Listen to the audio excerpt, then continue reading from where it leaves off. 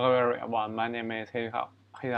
In this series of video, I'm going to talk about VoxelNet, a classical point cloud processing network.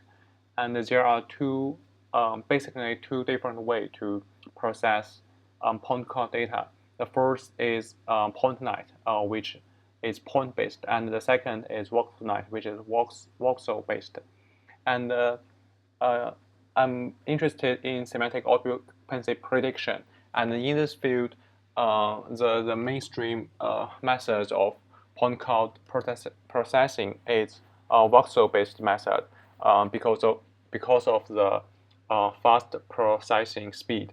And in this series of video, I'm going to implement VoxelNet, and the first video is about voxelization, how to convert raw point cloud data into voxel features.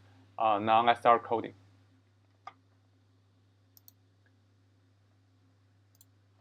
Okay. The only the Python libraries that we are going to use is NumPy, and that's the code implemented in the original paper. Yes, let's do the coding. Also nice, and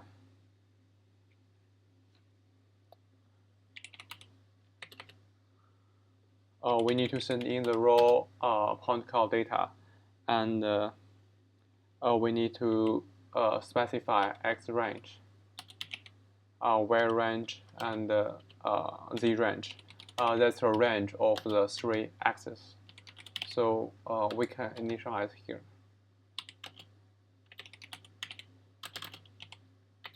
For example, we set minus 20 meters to 20 meters, and Y range we set it also to minus 20 to 20. And Z is the depth, so we are going to set it, for example, it's minus 2 to 2. And yes, that's parameters that we need to send in. And first we can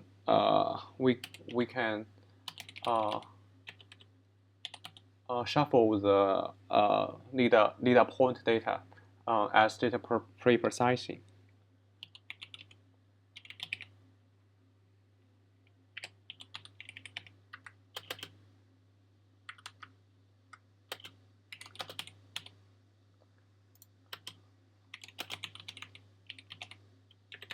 And we need to know that the shape of data is, for example, if we have 20,000 points, and the shape should be 20,003, and each point has three coordinates: the x value, the y value, and the z value. So if we have 20,000 points, then the data is just a 20,000 by 3 matrix. Yes, shuffle the data point, so the shape doesn't change, right? And now we need to create voxel coordinates, which is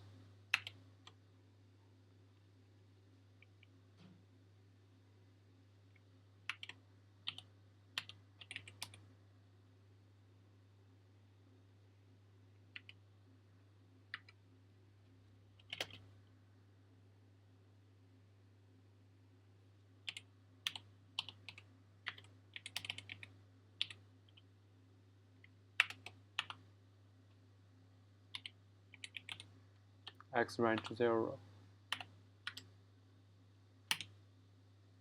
To be more clear, let's just say the first we need to define the coordinates.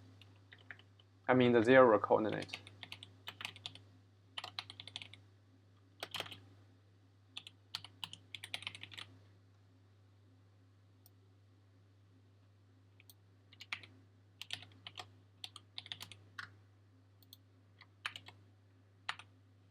x range 0.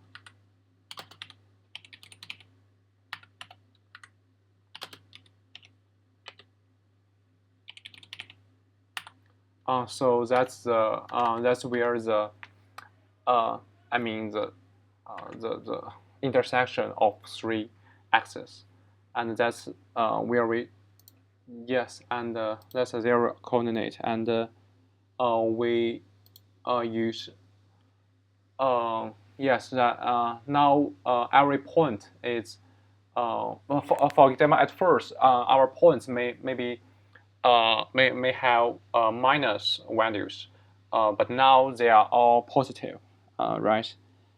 And yes, now we need to divide it by the. Now we need to define the voxel size. Let me. I mean. That's a range of point cloud, and that's the size of voxel. So, I mean, how big a voxel that you want? For example, you want a 0.5 by 0.5 by 0.5 voxel. So you need to specify them, and yes, I mean.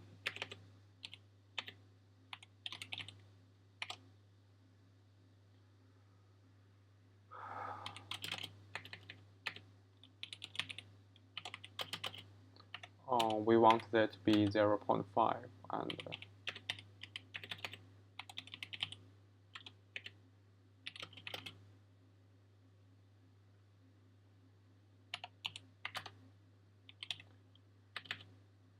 we don't want the voxel to be cubic, so I'm going to set it to 1. So I mean, in the depth axis, we have 4 voxels, and yes, and now to be more clear, let's create voxel unit.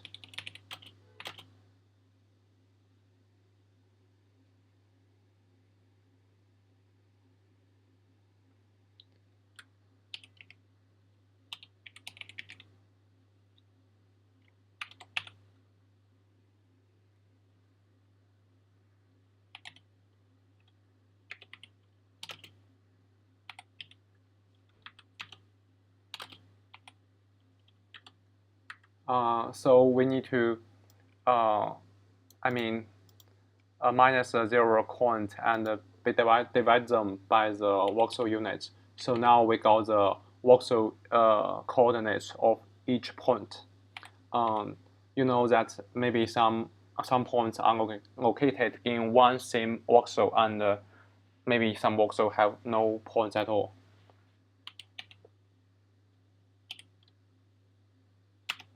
Yes, and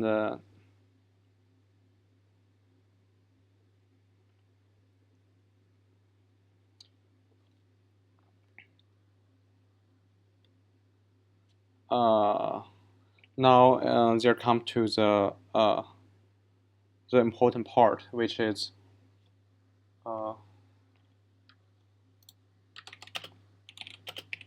get the voxel coordinates. Coordinates of each point. So voxel, for example, voxel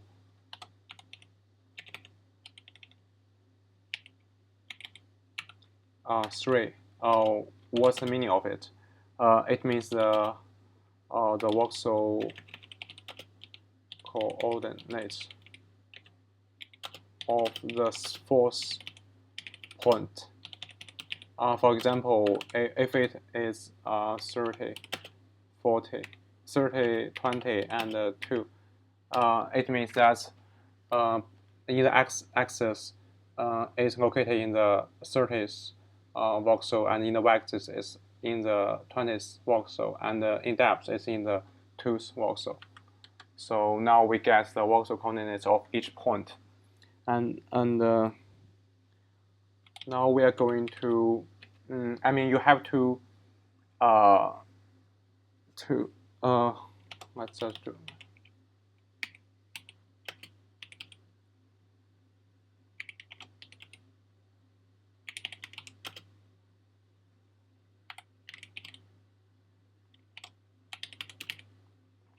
I think that's the most difficult part of this whole voxelize.py. And actually, as long as you can understand unique, numpy.unique, you can understand this kind of code, and then you can understand how to voxelize pod cloud.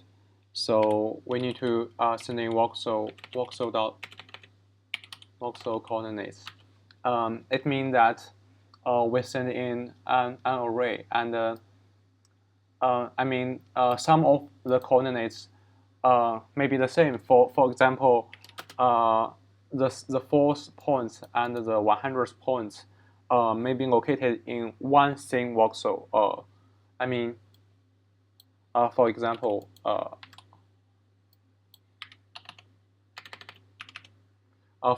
if these 2 points are both located in this voxel, so and we don't need to record this location twice.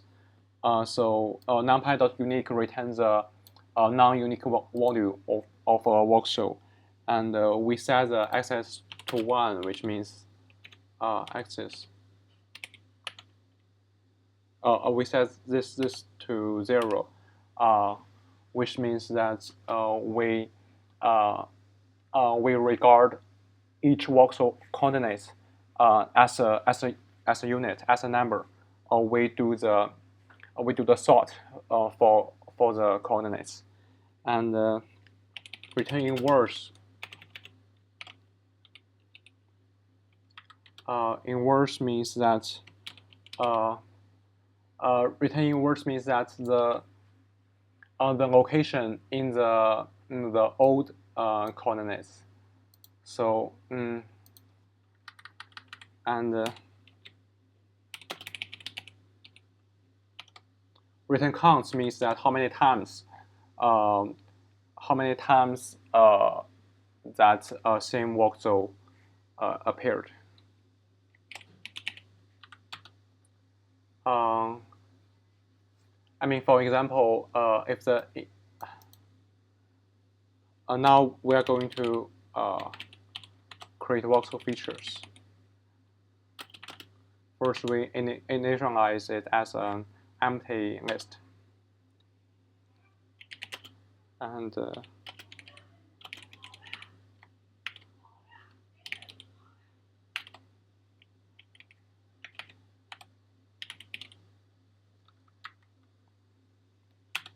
yeah, now we go through all the voxel coordinates. And we also have to set that the max number of points in each voxel. For example, if max,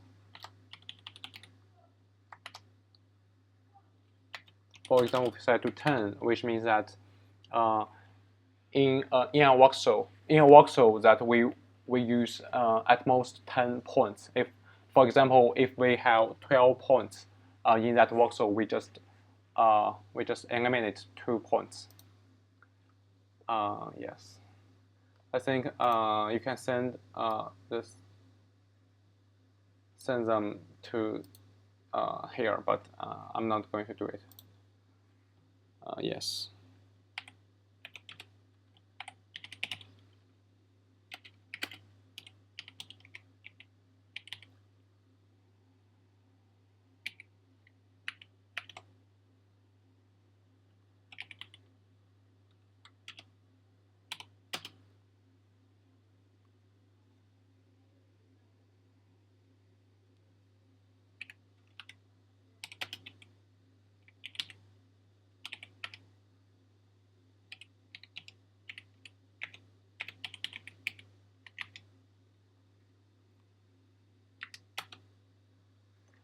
So we initialize a voxel as a 10 by 7 matrix. and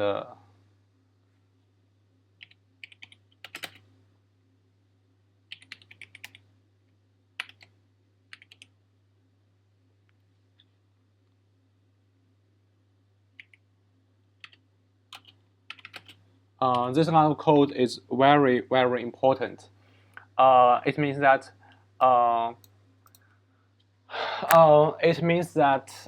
for example, we start from the first voxel, and we want to know that we want to trace back to the points which are in that voxel. So it record the points that in that voxel. For example, if the if it's 10 where it has 20,000 element, and if the elements where it's 10 means that that's located in the 10th voxel. So now we initialize. We've just found out all the points that's located in the S voxel.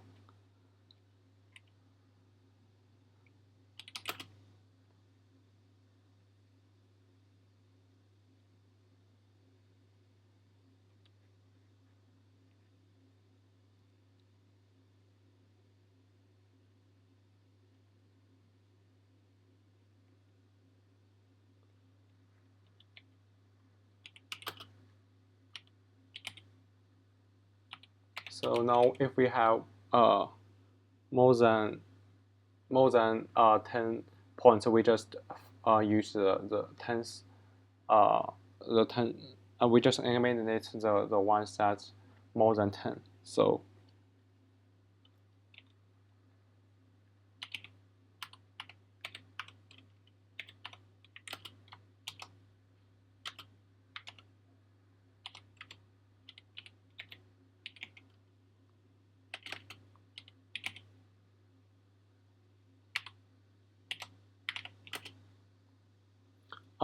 this kind of code means that we only use top 10 points.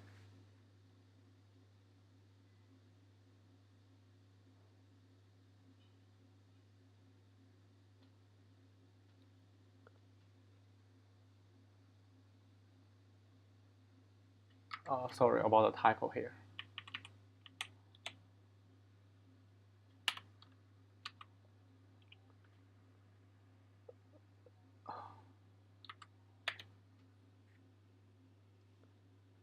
So now that's so we find maybe less than 10 points in each voxel. Now we need to integrate those features.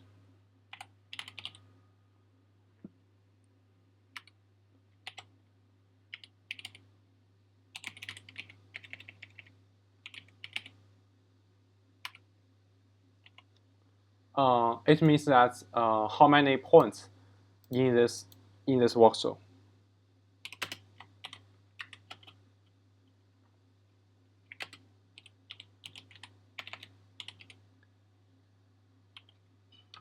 It's same as torch.concat.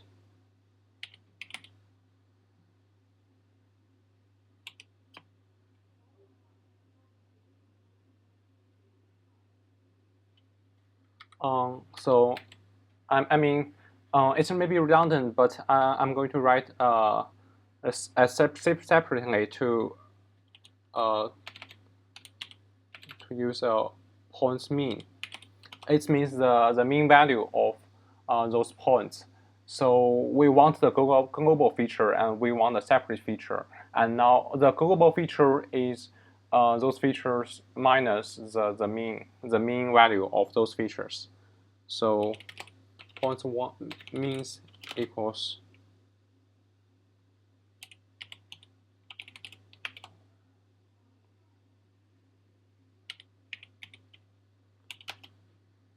and 0 means that we are going to calculate the mean value of those points. So if you set it to 1, you actually add x coordinates, y coordinates, and z coordinate together and divide it by 3. It has no meaning. So if you set it to 0, you just add all those points together. So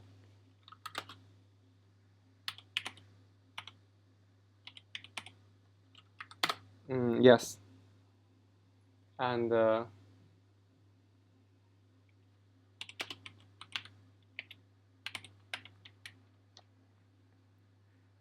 it means that we do the concatenation along the second point. So I mean, at first we have, for example, a point has 3 number, and now it has 6 number because we concat them along the second dimension.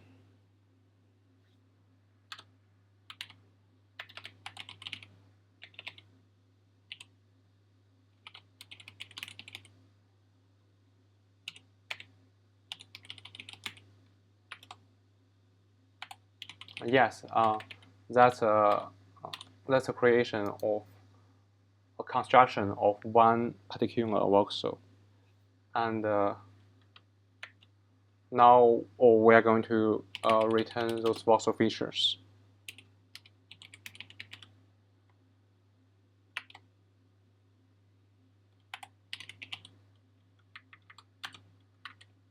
So on list to a numpy array, and we also need the voxel coordinates in the subsequential steps. So now we can maybe test this code.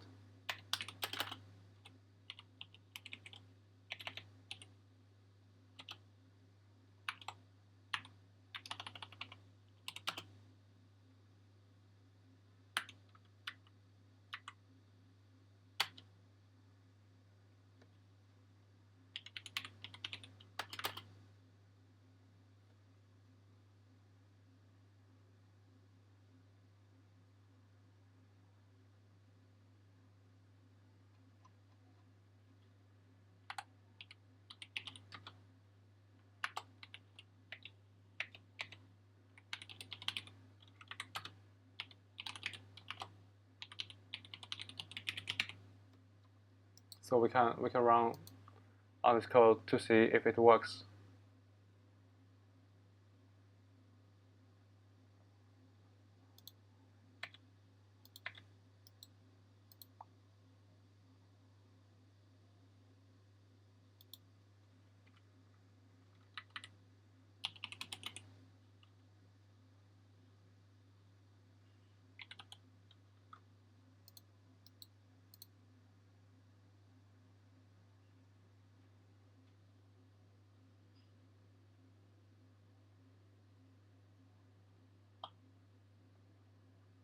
Uh,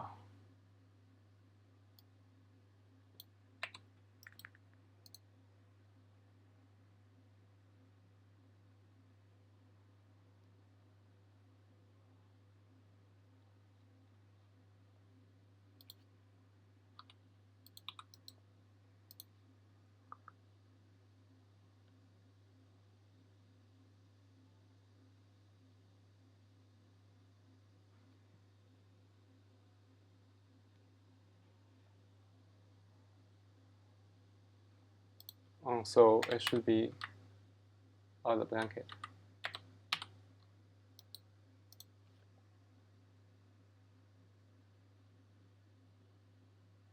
Got multiple modules for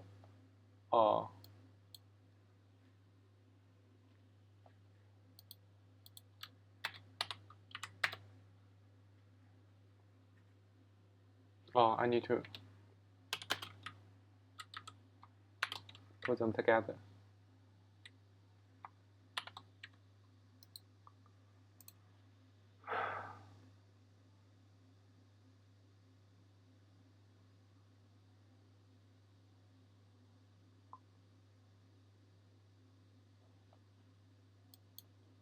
Yes, so it should be 7. It should be 3.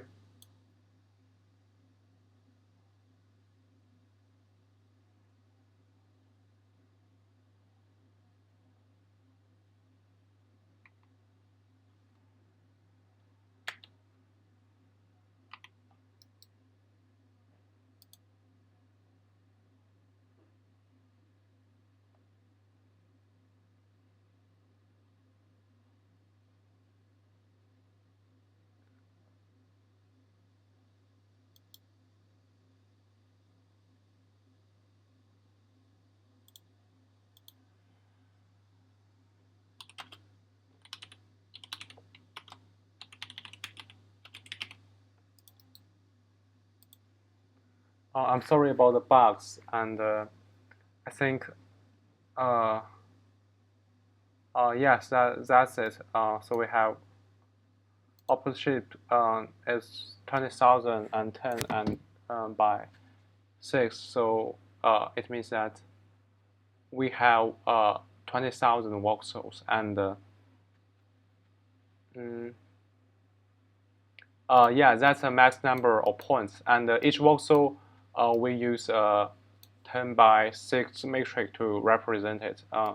So that's a max number of points in each voxel. So that's a length of feature of a point. Yeah, that's about voxelization. And in the subsequent videos, I'm going to talk about the subsequent steps that mentioned in the VoxelNet paper. So thanks for watching this video. I'm looking forward to see you next time.